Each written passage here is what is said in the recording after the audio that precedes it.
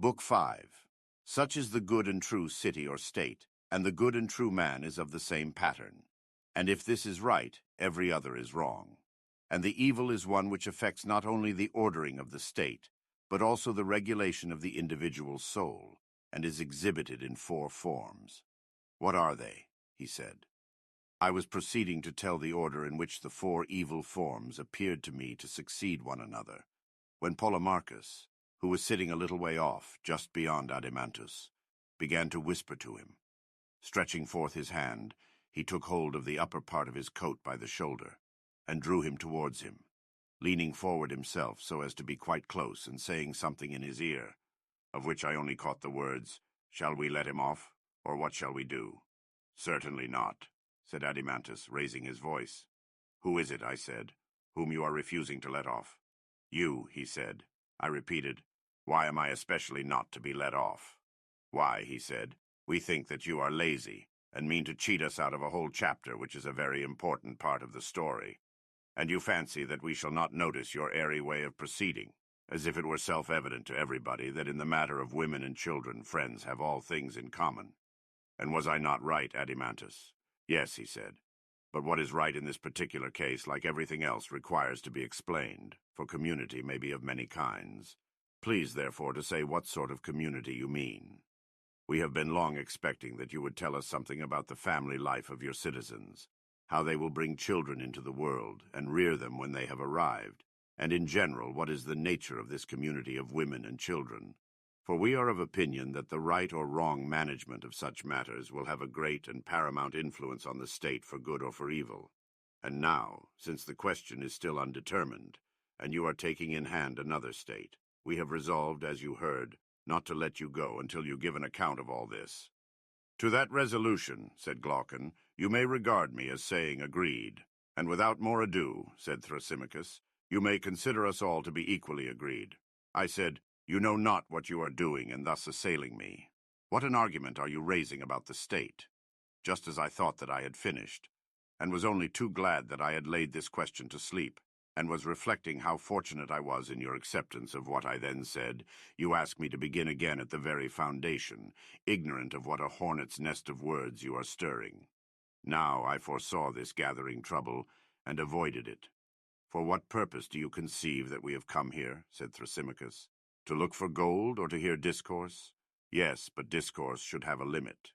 "Yes, Socrates," said Glaucon, "and the whole of life is the only limit which wise men assign to the hearing of such discourses. But never mind about us. Take heart yourself and answer the question in your own way. What sort of community of women and children is this which is to prevail among our guardians? And how shall we manage the period between birth and education, which seems to require the greatest care? Tell us how these things will be." "Yes, my simple friend, but the answer is the reverse of easy. Many more doubts arise about this than about our previous conclusions, for the practicability of what is said may be doubted, and looked at in another point of view, whether the scheme, if ever so practicable, would be for the best, is also doubtful. Hence I feel a reluctance to approach the subject, lest our aspiration, my dear friend, should turn out to be a dream only." "Fear not," he replied, "for your audience will not be hard upon you. They are not skeptical or hostile." I said, "My good friend, I suppose that you mean to encourage me by these words." "Yes," he said. "Then let me tell you that you are doing just the reverse. The encouragement which you offer would have been all very well had I myself believed that I knew what I was talking about. To declare the truth about matters of high interest which a man honors and loves among wise men who love him need occasion no fear or faltering in his mind. But to carry on an argument when you are yourself only a hesitating inquirer, which is my condition, is a dangerous and slippery thing. And the danger is not that I shall be laughed at, of which the fear would be childish, but that I shall miss the truth where I have most need to be sure of my footing, and drag my friends after me in my fall. And I pray Nemesis not to visit upon me the words which I am going to utter. For I do indeed believe that to be an involuntary homicide is a less crime than to be a deceiver about beauty or goodness or justice in the matter of laws. And that is a risk which I would rather run among enemies than among friends, and therefore you do well to encourage me." Glaucon laughed and said, "Well then, Socrates, in case you and your argument do us any serious injury, You shall be acquitted beforehand of the homicide, and shall not be held to be a deceiver. Take courage, then, and speak. Well, I said, the law says that when a man is acquitted, he is free from guilt, and what holds at law may hold in argument. Then why should you mind? Well, I replied, I suppose that I must retrace my steps and say what I perhaps ought to have said before in the proper place. The part of the men has been played out, and now, properly enough, comes the turn of the women. Of them I will proceed to speak, and the more readily since I am invited by you. For men born and educated like our citizens, the only way, in my opinion, of arriving at a right conclusion about the possession and use of women and children is to follow the path on which we originally started, when we said that the men were to be the guardians and watchdogs of the herd. True. Let us further suppose the birth and education of our women to be subject to similar or nearly similar regulations. Then we shall see whether the result accords with our design. What do you mean? What I mean may be put into the form of a question, I said. Are dogs divided into he's and she's, or do they both share equally in hunting and in keeping watch and in the other duties of dogs? Or do we entrust to the males the entire and exclusive care of the flocks, while we leave the females at home, under the idea that the bearing and suckling their puppies is labor enough for them? No, he said, they share alike. The only difference between them is that the males are stronger and the females weaker. But can you use different animals for the same purpose, unless they are bred and fed in the same way? You cannot. Then if women are to have the same duties as men, they must have the same nurture and education. Yes. The education which was assigned to the men was music and gymnastic. Yes. Then women must be taught music and gymnastic and also the art of war, which they must practice like the men. That is the inference, I suppose. I should rather expect, I said, that several of our proposals, if they are carried out, being unusual, may appear ridiculous. No doubt of it. Yes, and the most ridiculous thing of all will be the sight of women naked in the palestra, exercising with the men, especially when they are no longer young. They certainly will not be a vision of beauty, any more than the enthusiastic old men who, in spite of wrinkles and ugliness, continue to frequent the gymnasia. Yes, indeed, he said. According to present notions, the proposal would be thought ridiculous. But then, I said, as we have determined to speak our minds, we must not fear the jests of the wits which will be directed against this sort of innovation, how they will talk of women's attainments both in music and gymnastic, and above all about their wearing armor and riding upon horseback. Very true, he replied. Yet having begun, we must go forward to the rough places of the law, at the same time begging of these gentlemen for once in their life to be serious. Not long ago, as we shall remind them, the Hellenes were of the opinion, which is still generally received among the barbarians, that the sight of a naked man was ridiculous and improper.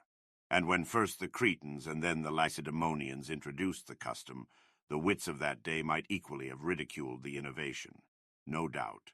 But when experience showed that to let all things be uncovered was far better than to cover them up, and the ludicrous effect to the outward eye vanished before the better principle which reason asserted, then the man was perceived to be a fool who directs the shafts of his ridicule at any other sight but that of folly and vice, or seriously inclines to weigh the beautiful by any other standard but that of the good.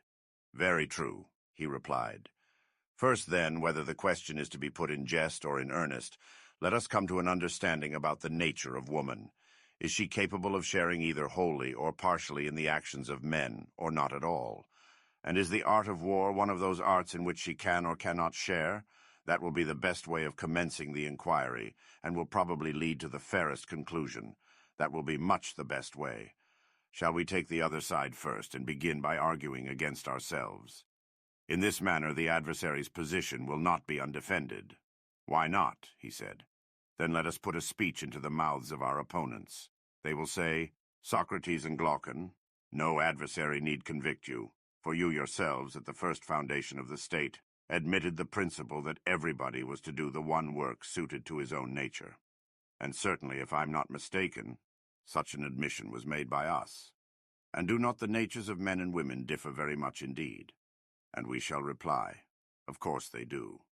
Then we shall be asked, whether the tasks assigned to men and to women should not be different. and such as are agreeable to their different natures. Certainly they should. But if so, have you not fallen into a serious inconsistency in saying that men and women, whose natures are so entirely different, ought to perform the same actions? What defense will you make for us, my good sir, against anyone who offers these objections? That is not an easy question to answer when asked suddenly. And I shall and I do beg of you to draw out the case on our side. These are the objections, Glaucon, and there are many others of a like kind, which I foresaw long ago. They made me afraid and reluctant to take in hand any law about the possession and nurture of women and children. By Zeus, he said, the problem to be solved is anything but easy. Why, yes, I said, but the fact is that when a man is out of his depth, whether he has fallen into a little swimming bath or into mid-ocean, he has to swim all the same. Very true. And must not we swim and try to reach the shore? We will hope that Arian's dolphin or some other miraculous help may save us. I suppose so, he said. Well then, let us see if any way of escape can be found. We acknowledged, did we not, that different natures ought to have different pursuits, and that men's and women's natures are different. And now what are we saying? That different natures ought to have the same pursuits. This is the inconsistency which is charged upon us. Precisely. Verily, Glaucon, I said, glorious is the power of the art of contradiction. Why do you say so? Because I think that many a man falls into the practice against his will. When he thinks that he is reasoning, he is really disputing, just because he cannot define and divide, and so know that of which he is speaking. And he will pursue a merely verbal opposition in the spirit of contention, and not of fair discussion. Yes, he replied, such is very often the case. But what has that to do with us and our argument? A great deal, for there is certainly a danger of our getting unintentionally into a verbal opposition. In what way? Why we valiantly and pugnaciously insist upon the verbal truth, that different natures ought to have different pursuits, but we never considered at all what was the meaning of sameness or difference of nature, or why we distinguished them when we assigned different pursuits to different natures, and the same to the same natures. Why, no, he said, that was never considered by us. I said, suppose that by way of illustration we were to ask the question whether there is not an opposition in nature between bald men and hairy men, and if this is admitted by us, then if bald men are cobblers, we should forbid the hairy men to be cobblers, and conversely. That would be a jest, he said. Yes, I said, a jest. And why? Because we never meant when we constructed the state that the opposition of natures should extend to every difference, but only to those differences which affected the pursuit in which the individual is engaged. We should have argued, for example, that a physician and one who is in mind a physician may be said to have the same nature. True. Whereas the physician and the carpenter have different natures? Certainly. And if, I said, the male and female sex appear to differ in their fitness for any art or pursuit, we should say that such pursuit or art ought to be assigned to one or the other of them. But if the difference consists only in women bearing and men begetting children, this does not amount to a proof that a woman differs from a man in respect of the sort of education she should receive, and we shall therefore continue to maintain that our guardians and their wives ought to have the same pursuits. Very true, he said. Next, we shall ask our opponent how, in reference to any of the pursuits or arts of civic life, the nature of a woman differs from that of a man. That will be quite fair. And perhaps he, like yourself, will reply that to give a sufficient answer on the instant is not easy, but after a little reflection there is no difficulty. Yes, perhaps. Suppose, then, that we invite him to accompany us in the argument, and then we may hope to show him that there is nothing peculiar in the constitution of women which would affect them in the administration of the state. By all means. Let us say to him, come now, and we will ask you a question. When you spoke of a nature gifted or not gifted in any respect, did you mean to say that one man will acquire a thing easily, another with difficulty? A little learning will lead the one to discover a great deal, whereas the other, after much study and application, no sooner learns than he forgets. Or again, did you mean that the one has a body which is a good servant to his mind, while the body of the other is a hindrance to him? Would not these be the sort of differences which distinguish the man gifted by nature from the one who is ungifted? No one will deny that. And can you mention any pursuit of mankind in which the male sex has not all these gifts and qualities in a higher degree than the female? Need I waste time in speaking of the art of weaving and the management of pancakes and preserves, in which womankind does really appear to be great, and in which for her to be beaten by a man is of all things the most absurd? You are quite right, he replied, in maintaining the general inferiority of the female sex. Although many women are in many things superior to many men, yet on the whole what you say is true. And if so, my friend, I said, there is no special faculty of administration in a state which a woman has because she is a woman, or which a man has by virtue of his sex. But the gifts of nature are alike diffused in both. All the pursuits of men are the pursuits of women also, but in all of them a woman is inferior to a man. Very true. Then are we to impose all our enactments on men and none of them on women? That will never do. One woman has a gift of healing, another not. One is a musician, and another has no music in her nature. Very true. And one woman has a turn for gymnastic and military exercises, and another is unwarlike and hates gymnastics. Certainly. And one woman is a philosopher, and another is an enemy of philosophy. One has spirit, and another is without spirit. That is also true. Then one woman will have the temper of a guardian, and another not. Was not the selection of the male guardians determined by differences of this sort? Yes. Men and women alike possess the qualities which make a guardian. They differ only in their comparative strength or weakness, obviously. And those women who have such qualities are to be selected as the companions and colleagues of men who have similar qualities and whom they resemble in capacity and in character. Very true. And ought not the same natures to have the same pursuits? They ought. Then, as we were saying before, there is nothing unnatural in assigning music and gymnastic to the wives of the guardians. To that point we come round again. Certainly not. The law which we then enacted was agreeable to nature, and therefore not an impossibility or mere aspiration.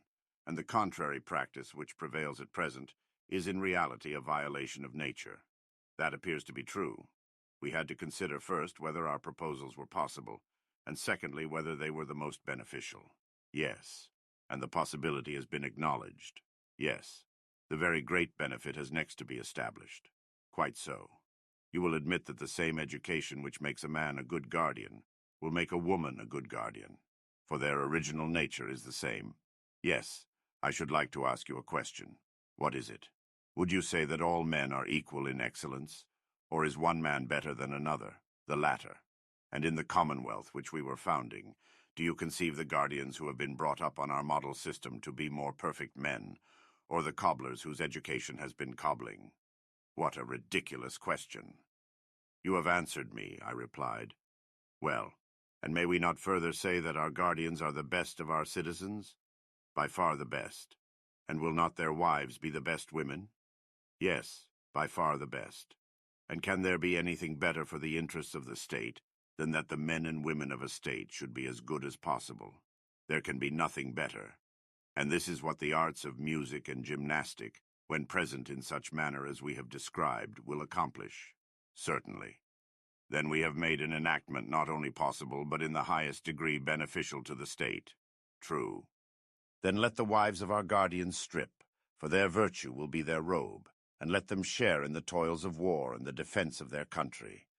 Only in the distribution of labors the lighter are to be assigned to the women, who are the weaker natures, but in other respects their duties are to be the same. And as for the man who laughs at naked women exercising their bodies from the best of motives, in his laughter he is plucking a fruit of unripe wisdom, and he himself is ignorant of what he is laughing at, or what he is about. For that is, and ever will be, the best of sayings, that the useful is the noble, and the hurtful is the base. Very true. Here then is one difficulty in our law about women, which we may say that we have now escaped. The wave has not swallowed us up alive for enacting that the guardians of either sex should have all their pursuits in common.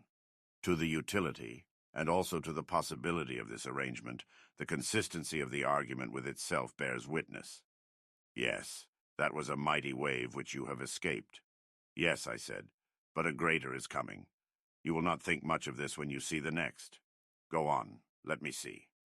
The law, I said, which is the sequel of this and of all that has preceded, is to the following effect, that the wives of our guardians are to be common, and their children are to be common, and no parent is to know his own child, nor any child his parent. Yes, he said, that is a much greater wave than the other, and the possibility as well as the utility of such a law are far more questionable.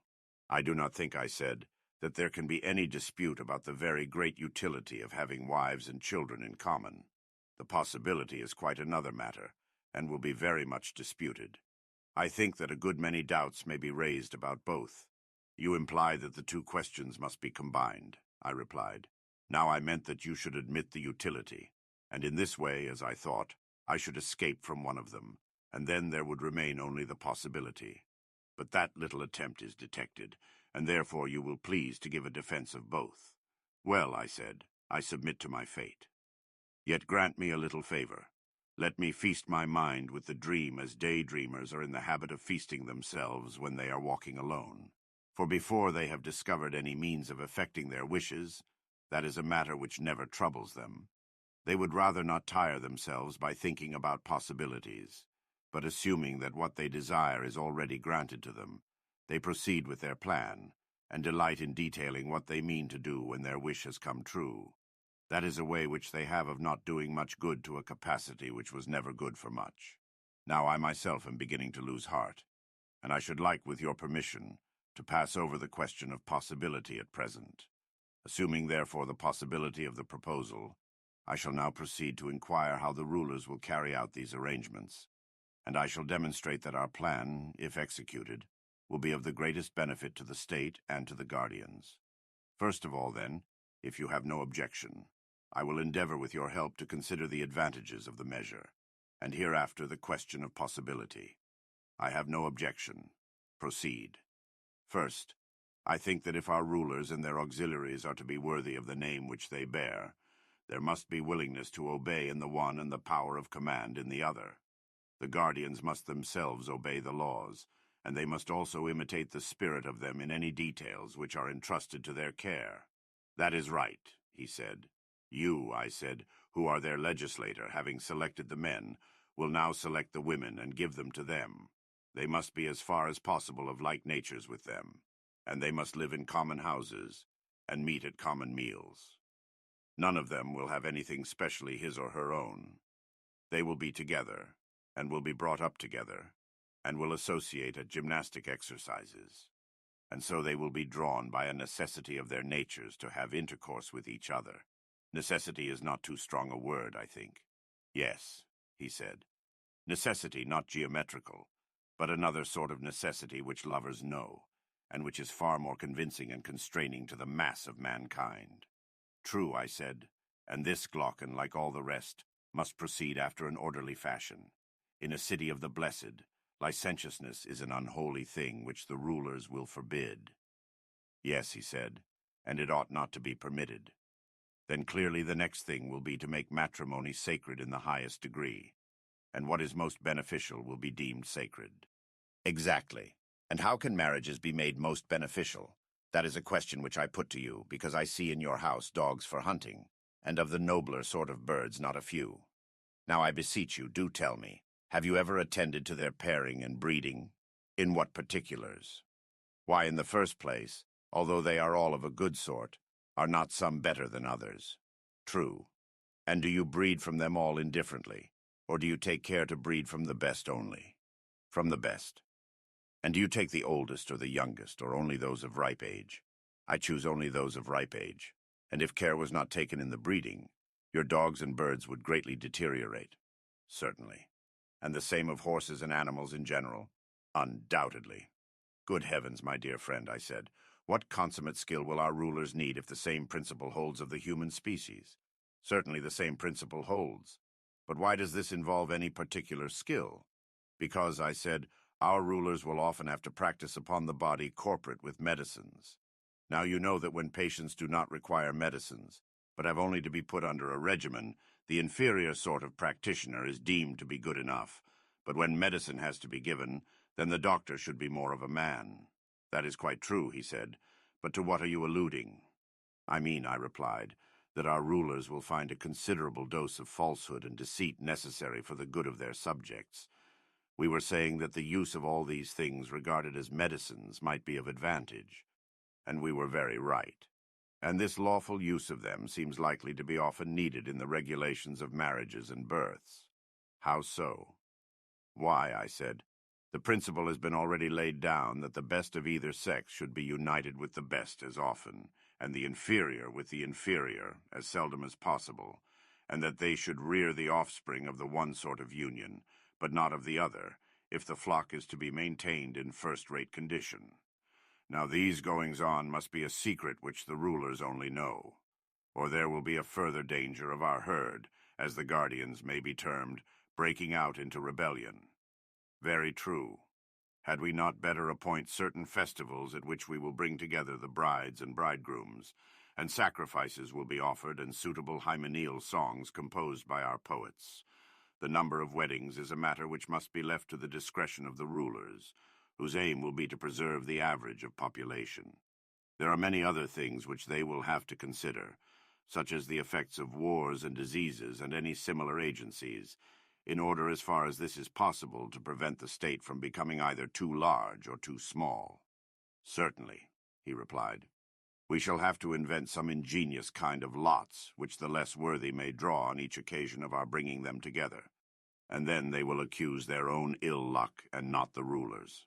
To be sure, he said, and I think that our braver and better youth, besides their other honors and rewards, might have greater facilities of intercourse with women given them.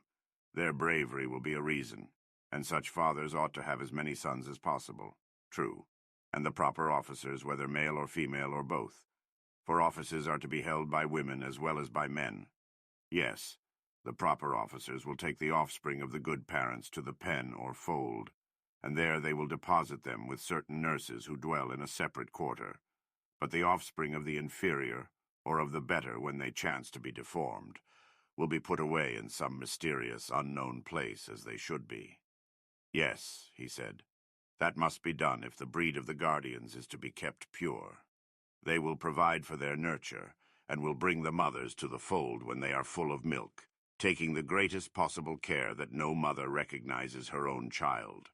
And other wet nurses may be engaged if more are required. Care will also be taken that the process of suckling shall not be protracted too long, and the mothers will have no getting up at night or other trouble, but will hand over all this sort of thing to the nurses and attendants.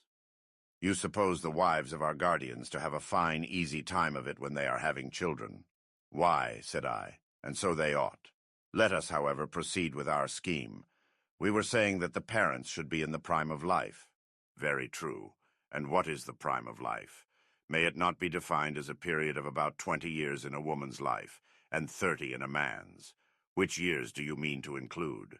A woman, I said, at 20 years of age may begin to bear children to the state, and continue to bear them until 40.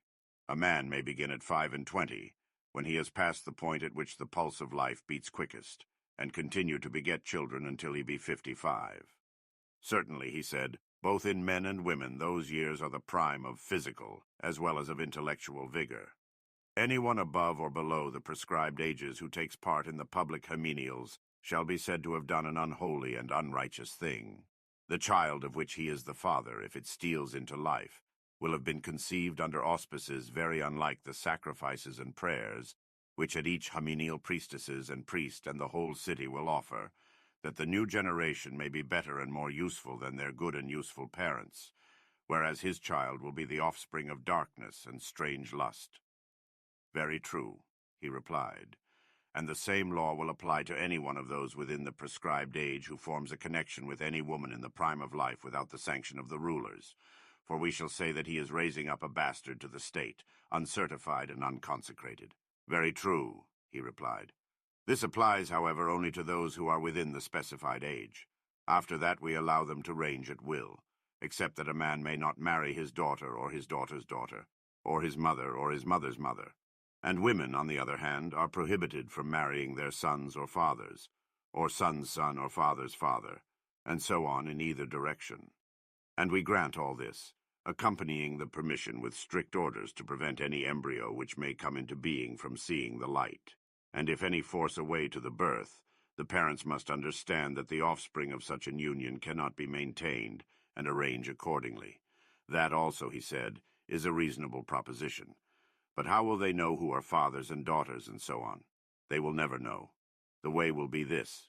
Dating from the day of the hymeneal, the bridegroom who is then married will call all the male children who are born in the 7th and 10th month afterwards his sons, and the female children his daughters, and they will call him father, and he will call their children his grandchildren, and they will call the elder generation grandfathers and grandmothers. All who were begotten at the time when their fathers and mothers came together will be called their brothers and sisters, and these, as I was saying, will be forbidden to intermarry. This, however, is not to be understood as an absolute prohibition of the marriage of brothers and sisters. If the lot favors them, and they receive the sanction of the Pythian oracle, the law will allow them. Quite right, he replied. Such is the scheme, Glaucon, according to which the guardians of our state are to have their wives and families in common. And now you would have the argument show that this community is consistent with the rest of our polity, and also that nothing can be better, would you not? Yes, certainly. Shall we try to find a common basis by asking of ourselves what ought to be the chief aim of the legislator in making laws and in the organization of a state? What is the greatest good, and what is the greatest evil?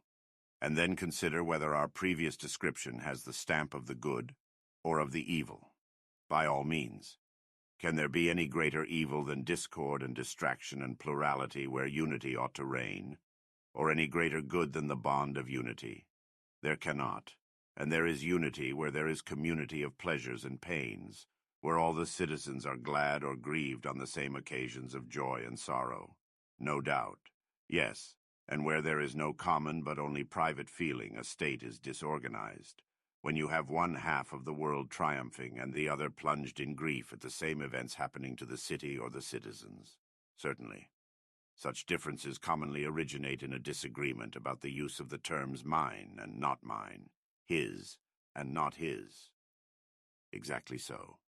And is not that the best ordered state in which the greatest number of persons apply the terms mine and not mine in the same way to the same thing? Quite true. Or that again which most nearly approaches to the condition of the individual, as in the body, when but a finger of one of us is hurt.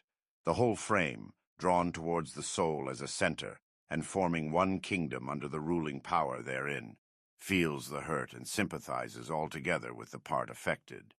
And we say that the man has a pain in his finger, and the same expression is used about any other part of the body, which has a sensation of pain at suffering or of pleasure at the alleviation of suffering. Very true, he replied, and I agree with you that in the best ordered state there is the nearest approach to this common feeling which you describe. Then when any one of the citizens experiences any good or evil, the whole state will make his case their own, and will either rejoice or sorrow with him. Yes, he said, that is what will happen in a well-ordered state. It will now be time, I said, for us to return to our state and see whether this or some other form is most in accordance with these fundamental principles. Very good. Our state, like every other, has rulers and subjects? True. All of whom will call one another citizens? Of course. But is there not another name which people give to their rulers in other states? Generally, they call them masters, but in democratic states they simply call them rulers. And in our state, what other name besides that of citizens do the people give the rulers?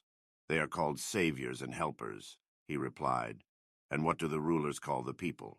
Their maintainers and foster fathers. And what do they call them in other states? Slaves. And what do the rulers call one another in other states? Fellow rulers. And what in ours? Fellow guardians. Did you ever know an example in any other state of a ruler who would speak of one of his colleagues as his friend, and of another as not being his friend? Yes, very often. And the friend he regards and describes as one in whom he has an interest, and the other as a stranger in whom he has no interest, exactly. But would any of your guardians think or speak of any other guardian as a stranger? Certainly he would not. For everyone whom they meet will be regarded by them either as a brother or sister, or father or mother, or son or daughter, or as the child or parent of those who are thus connected with him. Capital, I said, but let me ask you once more. Shall they be a family in name only, or shall they in all their actions be true to the name? For example, in the use of the word father, Would the care of a father be implied, and the filial reverence and duty and obedience to him which the law commands?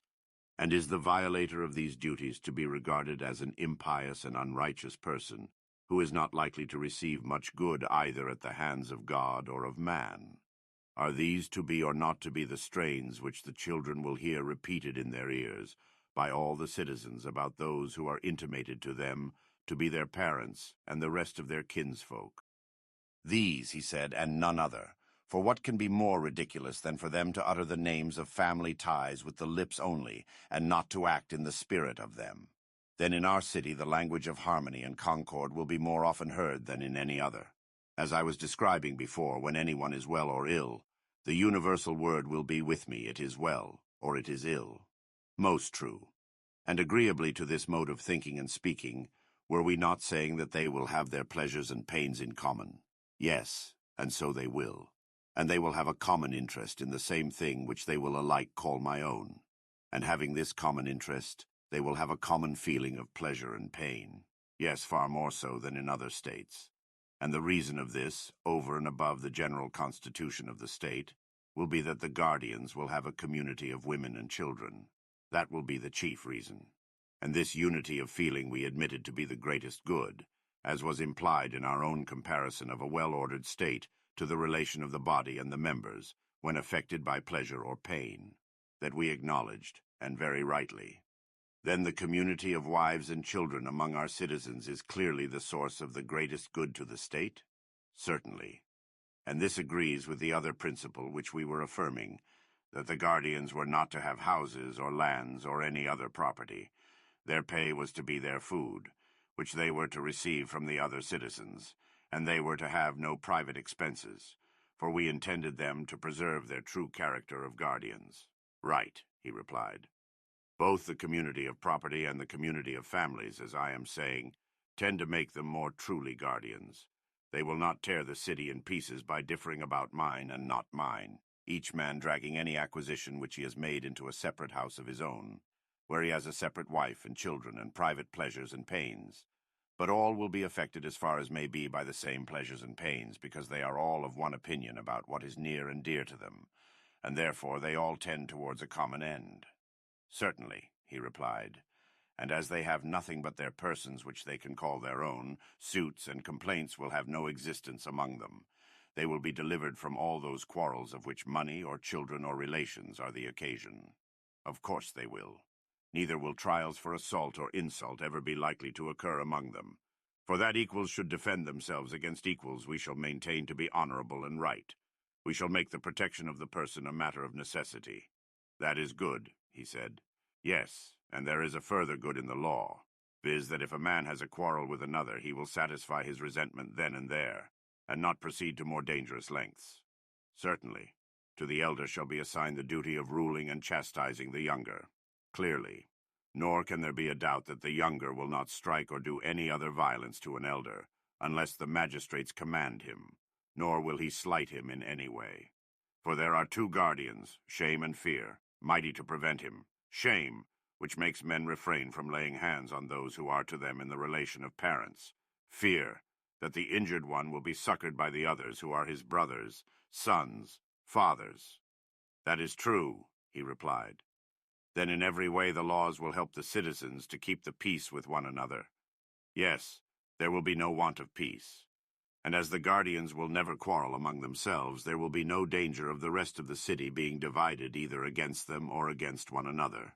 None whatever. I hardly like even to mention the little meannesses of which they will be rid, for they are beneath notice, such for example as the flattery of the rich by the poor, and all the pains and pangs which men experience in bringing up a family, and in finding money to buy necessaries for their household, borrowing and then repudiating, getting how they can, and giving the money into the hands of women and slaves to keep. The many evils of so many kinds which people suffer in this way are mean enough and obvious enough, and not worth speaking of. Yes, he said, a man has no need of eyes in order to perceive that, and from all these evils they will be delivered, and their life will be blessed as the life of Olympic victors, and yet more blessed. How so?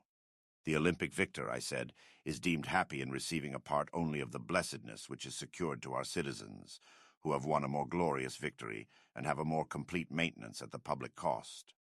For the victory which they have won is the salvation of the whole state, and the crown with which they and their children are crowned is the fullness of all that life needs. They receive rewards from the hands of their country while living, and after death have an honorable burial. Yes, he said, and glorious rewards they are.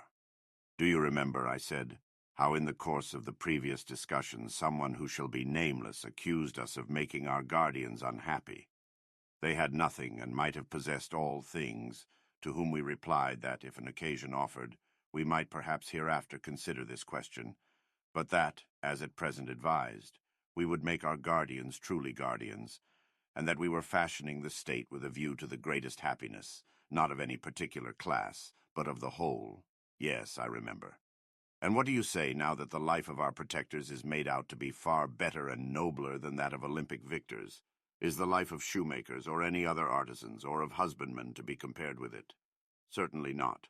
At the same time, I ought here to repeat what I have said elsewhere, that if any of our guardians shall try to be happy in such a manner that he will cease to be a guardian, and is not content with this safe and harmonious life, which, in our judgment, is of all lives the best, but infatuated by some youthful conceit of happiness, which gets up into his head shall seek to appropriate the whole state to himself, then he will have to learn how wisely Hesiod spoke, when he said, "Half is more than the whole."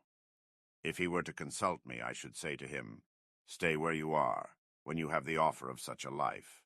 You agree, then, I said, that men and women are to have a common way of life such as we have described, common education, common children, and they are to watch over the citizens in common, whether abiding in the city or going out to war. They are to keep watch together, and to hunt together like dogs, and always and in all things, as far as they are able, women are to share with the men, and in so doing they will do what is best, and will not violate but preserve the natural relation of the sexes. I agree with you, he replied. The inquiry, I said, has yet to be made, whether such a community be found possible, as among other animals, so also among men, and if possible, in what way possible. You have anticipated the question which I was about to suggest. There is no difficulty, I said, in seeing how war will be carried on by them. How?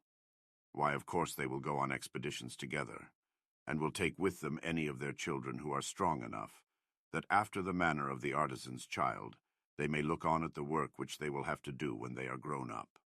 And besides looking on, they will have to help and be of use in war, and to wait upon their fathers and mothers.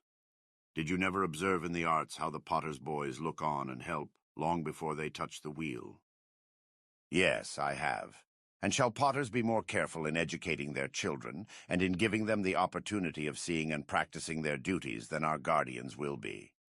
The idea is ridiculous, he said. There is also the effect on the parents, with whom, as with other animals, the presence of their young ones will be the greatest incentive to valor. That is quite true, Socrates. And yet if they are defeated, which may often happen in war, how great the danger is. The children will be lost as well as their parents, and the state will never recover. True, I said, but would you never allow them to run any risk? I am far from saying that. Well, but if they are ever to run a risk, should they not do so on some occasion when, if they escape disaster, they will be the better for it? Clearly. Whether the future soldiers do or do not see war in the days of their youth is a very important matter, for the sake of which some risk may fairly be incurred. Yes, very important. This then must be our first step, to make our children spectators of war. But we must also contrive that they shall be secured against danger. Then all will be well. True, their parents may be supposed not to be blind to the risks of war, but to know, as far as human foresight can, what expeditions are safe and what dangerous. That may be assumed. And they will take them on the safe expeditions and be cautious about the dangerous ones. True. And they will place them under the command of experienced veterans who will be their leaders and teachers, very properly. Still, the dangers of war cannot be always foreseen. There is a good deal of chance about them. True. Then against such chances the children must be at once furnished with wings, in order that in the hour of need they may fly away and escape. What do you mean? He said. I mean that we must mount them on horses in their earliest youth. and when they have learnt to ride, take them on horseback to see war. The horses must not be spirited and warlike, but the most tractable and yet the swiftest that can be had. In this way they will get an excellent view of what is hereafter to be their own business, and if there is danger, they have only to follow their elder leaders and escape. I believe that you are right, he said. Next, as to war, what are to be the relations of your soldiers to one another and to their enemies? I should be inclined to propose that the soldier who leaves his rank or throws away his arms, or is guilty of any other act of cowardice, should be degraded into the rank of a husbandman or artisan. What do you think? By all means, I should say. And he who allows himself to be taken prisoner may as well be made a present of to his enemies. He is their lawful prey, and let them do what they like with him. Certainly. But the hero who has distinguished himself, what shall be done to him? In the first place, he shall receive honor in the army from his youthful comrades. Every one of them in succession shall crown him. What do you say? I approve. And what do you say to his receiving the right hand of fellowship? To that, too, I agree. But you will hardly agree to my next proposal. What is your proposal? That he should kiss and be kissed by them. Most certainly.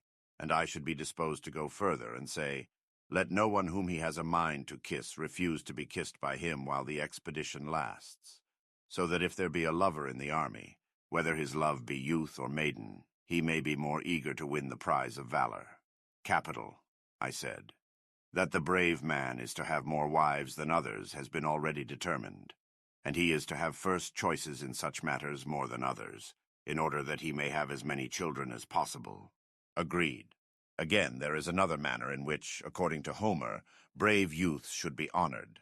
For he tells how Ajax, after he had distinguished himself in battle, was rewarded with long Chinese, which seems to be a compliment appropriate to a hero in the flower of his age, being not only a tribute of honor, but also a very strengthening thing. Most true, he said. Then in this, I said, Homer shall be our teacher, and we too, at sacrifices and on the like occasions, will honor the brave according to the measure of their valor, whether men or women, with hymns and those other distinctions which we were mentioning, also with seats of precedence, and meats and full cups, and in honoring them, we shall be at the same time training them. That, he replied, is excellent. Yes, I said, and when a man dies gloriously in war, shall we not say in the first place that he is of the golden race? To be sure. Nay, have we not the authority of Hesiod for affirming that when they are dead, they are holy angels upon the earth, authors of good, averters of evil, the guardians of speech-gifted men? Yes, and we accept his authority. We must learn of the god how we are to order the sepulture of divine and heroic personages, and what is to be their special distinction, and we must do as he bids, by all means. And in ages to come we will reverence them and kneel before their sepulchres as at the graves of heroes.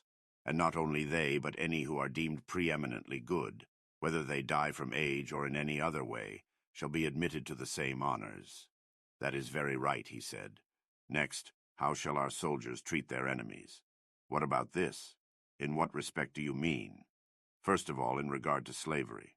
Do you think it right that Hellenes should enslave Hellenic states, or allow others to enslave them if they can help? Should not their custom be to spare them, considering the danger which there is that the whole race may one day fall under the yoke of the barbarians? To spare them is infinitely better. Then no Hellene should be owned by them as a slave. That is a rule which they will observe and advise the other Hellenes to observe. Certainly, he said, they will in this way be united against the barbarians, and will keep their hands off one another. Next, as to the slain, ought the conquerors, I said, to take anything but their armor? Does not the practice of despoiling an enemy afford an excuse for not facing the battle? Cowards skulk about the dead, pretending that they are fulfilling a duty. And many an army before now has been lost from this love of plunder. Very true. And is there not illiberality and avarice in robbing a corpse? And also a degree of meanness and womanishness in making an enemy of the dead body when the real enemy has flown away and left only his fighting gear behind him? Is not this rather like a dog who cannot get at his assailant, quarreling with the stones which strike him instead? Very like a dog, he said. Then we must abstain from spoiling the dead or hindering their burial. Yes, he replied, we most certainly must. Neither shall we offer up arms at the temples of the gods, least of all the arms of Hellenes, if we care to maintain good feeling with other Hellenes. And indeed we have reason to fear that the offering of spoils taken from kinsmen may be a pollution unless commanded by the god himself. Very true. Again, as to the devastation of Hellenic territory or the burning of houses, what is to be the practice? May I have the pleasure, he said, of hearing your opinion? Both should be forbidden, in my judgment. I would take the annual produce and no more. Shall I tell you why? Pray do. Why, you see, there is a difference in the names discord and war, and I imagine that there is also a difference in their natures. The one is expressive of what is internal and domestic, the other of what is external and foreign. And the first of the two is termed discord, and only the second, war. That is a very proper distinction, he replied. And may I not observe with equal propriety that the Hellenic race is all united together by ties of blood and friendship, and alien and strange to the barbarians? Very good, he said.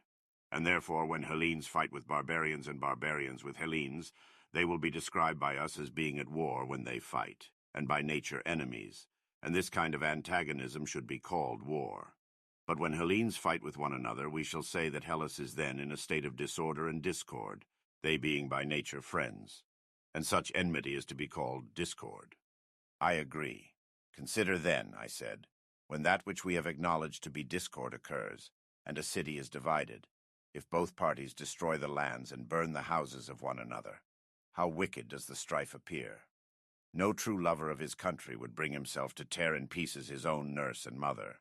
There might be reason in the conqueror depriving the conquered of their harvest, but still they would have the idea of peace in their hearts, and would not mean to go on fighting forever. Yes, he said, that is a better temper than the other. And will not the city which you are founding be an Hellenic city? It ought to be, he replied. Then will not the citizens be good and civilized? Yes, very civilized. And will they not be lovers of Hellas, and think of Hellas as their own land, and share in the common temples? Most certainly. And any difference which arises among them will be regarded by them as discord only, a quarrel among friends which is not to be called a war. Certainly not.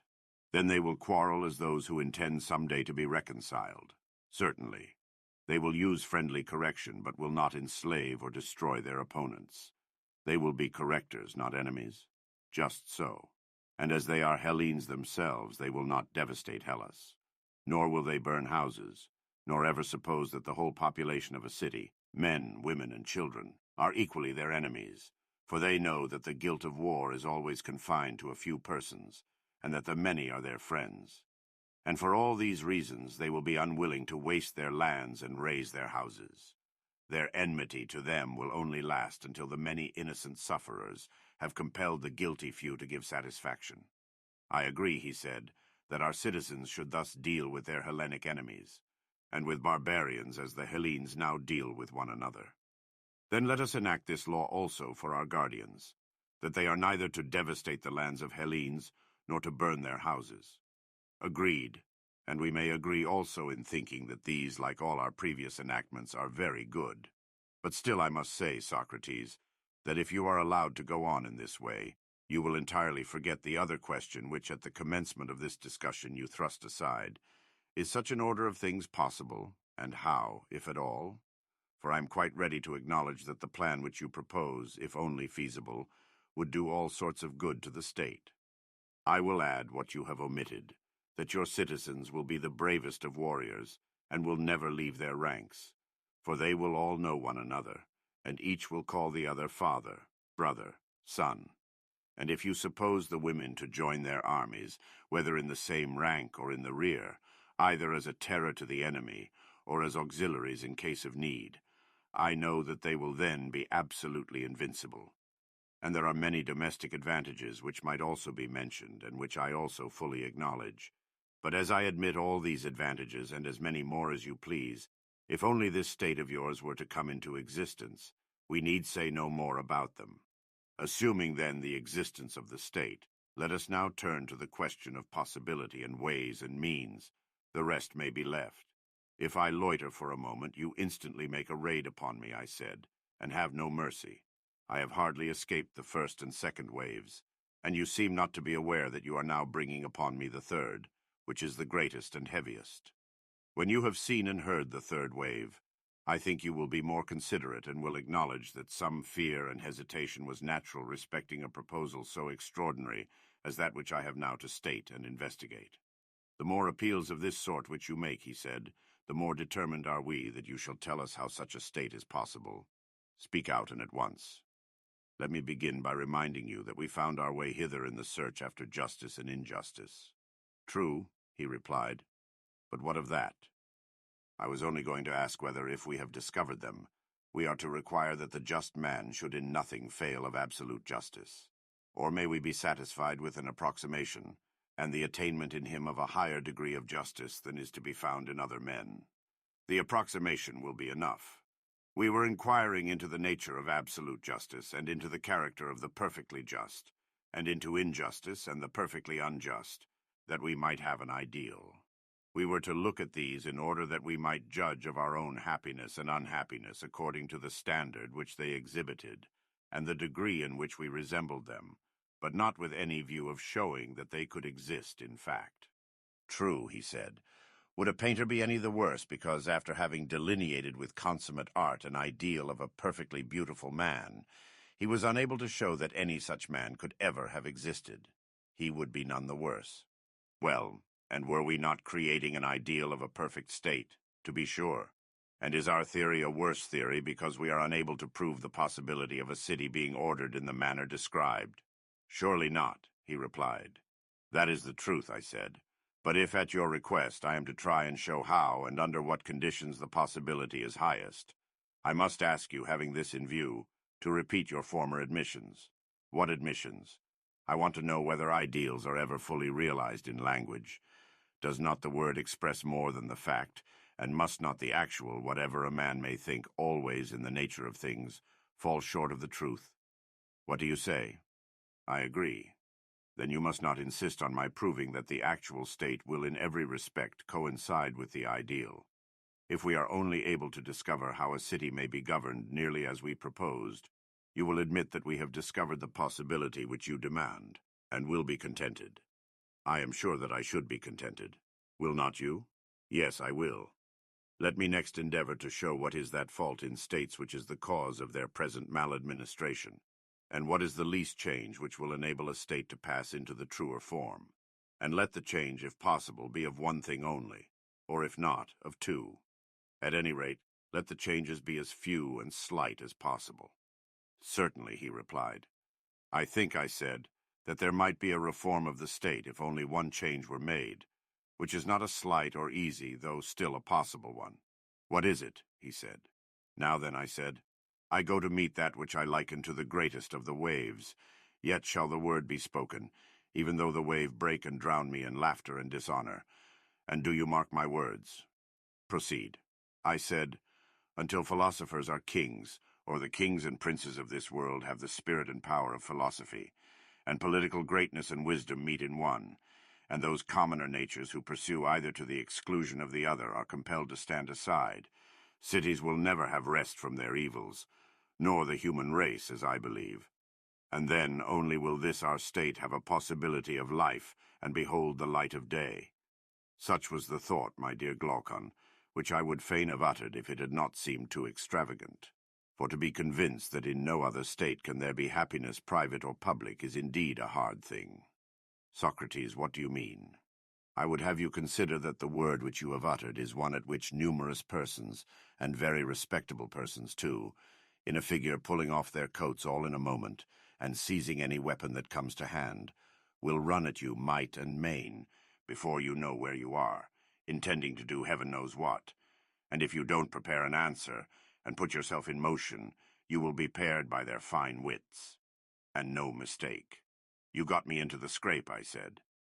And I was quite right. However, I will do all I can to get you out of it. But I can only give you goodwill and good advice, and perhaps I may be able to fit answers to your questions better than another. That is all. And now, having such an auxiliary, you must do your best to show the unbelievers that you are right. I ought to try, I said, since you offer me such invaluable assistance. And I think that, if there is to be a chance of our escaping, we must explain to them whom we mean when we say that philosophers are to rule in the state. Then we shall be able to defend ourselves. There will be discovered to be some natures who ought to study philosophy and to be leaders in the state, and others who are not born to be philosophers and are meant to be followers rather than leaders. Then now for a definition, he said. Follow me, I said, and I hope that I may in some way or other be able to give you a satisfactory explanation. Proceed. I dare say that you remember, and therefore I need not remind you that a lover, if he is worthy of the name, ought to show his love, not to some one part of that which he loves, but to the whole. I really do not understand, and therefore beg of you to assist my memory.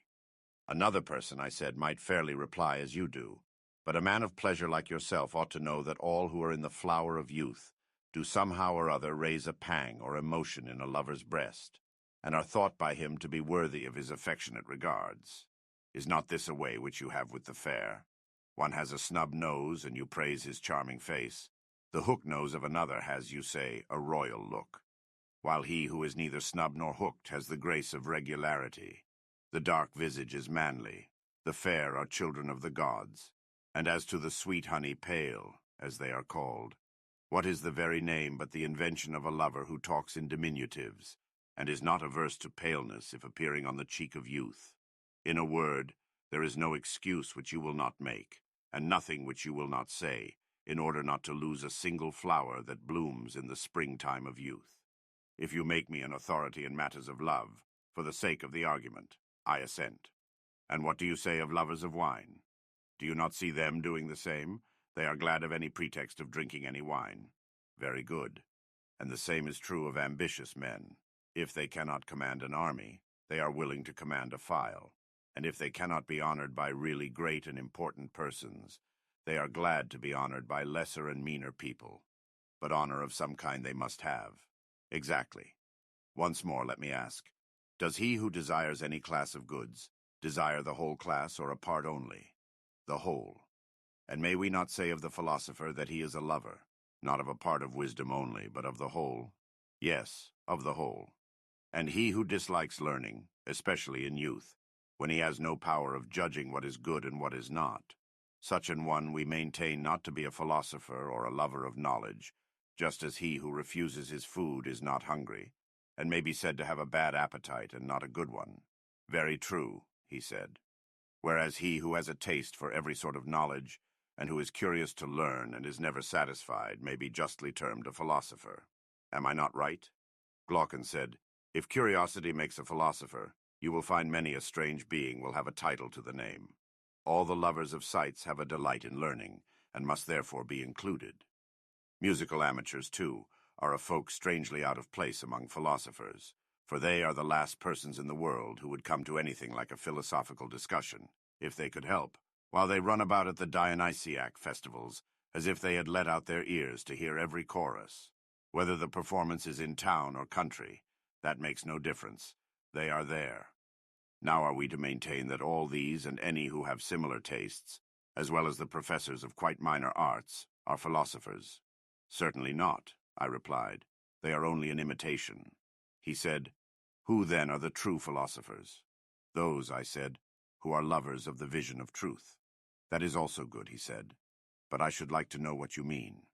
To another, I replied, I might have a difficulty in explaining, but I am sure that you will admit a proposition which I am about to make. What is the proposition? That since beauty is the opposite of ugliness, they are two? Certainly. And inasmuch as they are two, each of them is one. True again. And of just and unjust, good and evil, and of every other class, the same remark holds. Taken singly, each of them is one. But from the various combinations of them with actions and things and with one another, they are seen in all sorts of lights and appear many. Very true. And this is the distinction which I draw between the sight-loving, art-loving, practical class, and those of whom I am speaking, and who are alone worthy of the name of philosophers. How do you distinguish them? He said. The lovers of sounds and sights, I replied, are, as I conceive, fond of fine tones and colors and forms, and all the artificial products that are made out of them, but their mind is incapable of seeing or loving absolute beauty. True, he replied. Few are they who are able to attain to the sight of this. Very true. And he who, having a sense of beautiful things, has no sense of absolute beauty, or who, if another lead him to a knowledge of that beauty, is unable to follow. Of such an one I ask, is he awake or in a dream only? Reflect. Is not the dreamer, sleeping or waking, one who likens dissimilar things, who puts the copy in the place of the real object? I should certainly say that such an one was dreaming. But take the case of the other, who recognizes the existence of absolute beauty, and is able to distinguish the idea from the objects which participate in the idea, neither putting the objects in the place of the idea, nor the idea in the place of the objects. Is he a dreamer, or is he awake? He is wide awake. And may we not say that the mind of the one who knows has knowledge, and that the mind of the other, who opines only, has opinion? Certainly. But suppose that the latter should quarrel with us and dispute our statement. Can we administer any soothing cordial or advice to him, without revealing to him that there is sad disorder in his wits? We must certainly offer him some good advice, he replied. Come then, and let us think of something to say to him. Shall we begin by assuring him that he is welcome to any knowledge which he may have, and that we are rejoiced at his having it? But we should like to ask him a question. Does he who has knowledge know something or nothing? You must answer for him. I answer that he knows something. Something that is or is not. Something that is, for how can that which is not ever be known?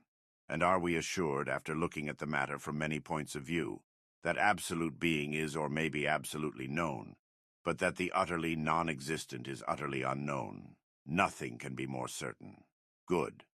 But if there be anything which is of such a nature as to be and not to be, that will have a place intermediate between pure being and the absolute negation of being. Yes, between them. And as knowledge corresponded to being and ignorance of necessity to not being, for that intermediate between being and not being there, has to be discovered a corresponding intermediate between ignorance and knowledge, if there be such. Certainly. Do we admit the existence of opinion? Undoubtedly. As being the same with knowledge or another faculty? Another faculty. Then opinion and knowledge have to do with different kinds of matter corresponding to this difference of faculties? Yes.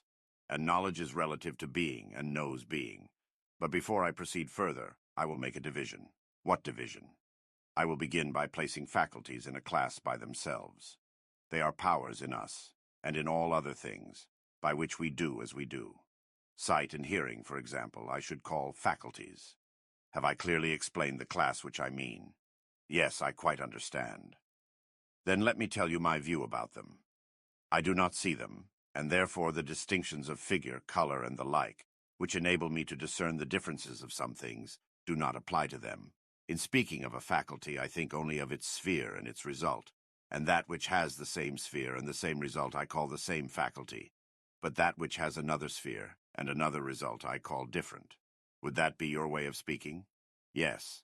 And will you be so very good as to answer one more question? Would you say that knowledge is a faculty, or in what class would you place it? Certainly knowledge is a faculty, and the mightiest of all faculties. And is opinion also a faculty? Certainly, he said, for opinion is that with which we are able to form an opinion. And yet you were acknowledging a little while ago that knowledge is not the same as opinion. Why, yes, he said. How can any reasonable being ever identify that which is infallible with that which errs? An excellent answer, proving, I said, that we are quite conscious of a distinction between them. Yes. Then knowledge and opinion, having distinct powers, have also distinct spheres or subject matters. That is certain. Being is the sphere or subject matter of knowledge, and knowledge is to know the nature of being. Yes. And opinion is to have an opinion? Yes. And do we know what we opine? Or is the subject matter of opinion the same as the subject matter of knowledge? Nay, he replied. That has been already disproven. If difference in faculty implies difference in the sphere or subject matter, and if, as we were saying, opinion and knowledge are distinct faculties, then the sphere of knowledge and of opinion cannot be the same. Then if being is the subject matter of knowledge, something else must be the subject matter of opinion? Yes, something else. Well then, is not being the subject matter of opinion? Or rather, how can there be an opinion at all about not being? Reflect. When a man has an opinion, has he not an opinion about something? Can he have an opinion which is an opinion about nothing? Impossible. He who has an opinion about some one thing, yes. And not being is not one thing, but properly speaking, nothing. True. Of not being, ignorance was assumed to be the necessary correlative. Of being, knowledge? True, he said. Then opinion is not concerned either with being or with not being. Not with either, and can therefore neither be ignorance nor knowledge. That seems to be true. But is opinion to be sought without and beyond either of them, in a greater clearness than knowledge, or in a greater darkness than ignorance? In neither. Then I suppose that opinion appears to you to be darker than knowledge, but lighter than ignorance. Both, and in no small degree, and also to be within and between them. Yes, then you would infer that opinion is intermediate? No question. But were we not saying before that if anything appeared to be of a sort which is and is not at the same time, that sort of thing would appear also to lie in the interval between pure being and absolute not being, and that the corresponding faculty is neither knowledge nor ignorance, but will be found in the interval between them? True. And in that interval there has now been discovered something which we call opinion. There has. Then what remains to be discovered is the object which partakes equally of the nature of being and not being, and cannot rightly be termed either pure and simple. This unknown term, when discovered, we may truly call the subject of opinion, and assign each to their proper faculty, the extremes to the faculties of the extremes, and the mean to the faculty of the mean. True. This being premised, I would ask the gentleman who is of opinion that there is no absolute or unchangeable idea of beauty, in whose opinion the beautiful is the manifold. He, I say, your lover of beautiful sights, who cannot bear to be told that the beautiful is one and the just is one, or that anything is one. To him I would appeal, saying, will you be so very kind, sir, as to tell us whether of all these beautiful things there is one which will not be found ugly, or of the just, which will not be found unjust, or of the holy, which will not also be unholy? No, he replied, the beautiful will in some point of view be found ugly, and the same is true of the rest. And may not the many which are doubles be also halves, doubles that is of one thing and halves of another? Quite true. And things great and small, heavy and light, as they are termed, will not be denoted by these any more than by the opposite names.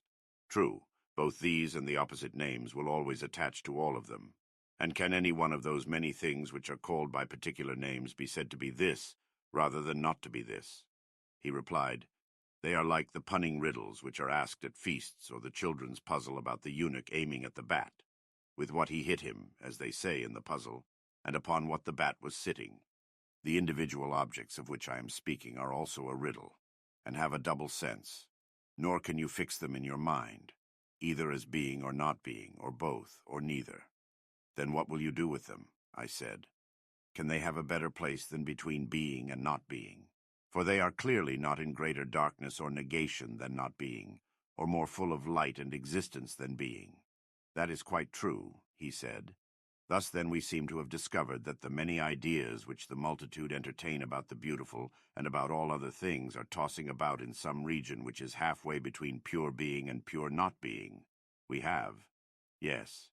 And we had before agreed that anything of this kind which we might find was to be described as matter of opinion, and not as matter of knowledge, being the intermediate flux which is caught and detained by the intermediate faculty. Quite true. Then those who see the many beautiful and who yet neither see absolute beauty nor can follow any guide who points the way thither, who see the many just and not absolute justice and the like, such persons may be said to have opinion but not knowledge. That is certain. But those who see the absolute and eternal and immutable may be said to know, and not to have opinion only. Neither can that be denied. The one love and embrace the subjects of knowledge, the other those of opinion. The latter are the same, as I dare say you will remember, who listened to sweet sounds and gazed upon fair colors, but would not tolerate the existence of absolute beauty. Yes, I remember. Shall we then be guilty of any impropriety in calling them lovers of opinion rather than lovers of wisdom? And will they be very angry with us for thus describing them? I shall tell them not to be angry. No man should be angry at what is true. But those who love the truth in each thing are to be called lovers of wisdom and not lovers of opinion, assuredly.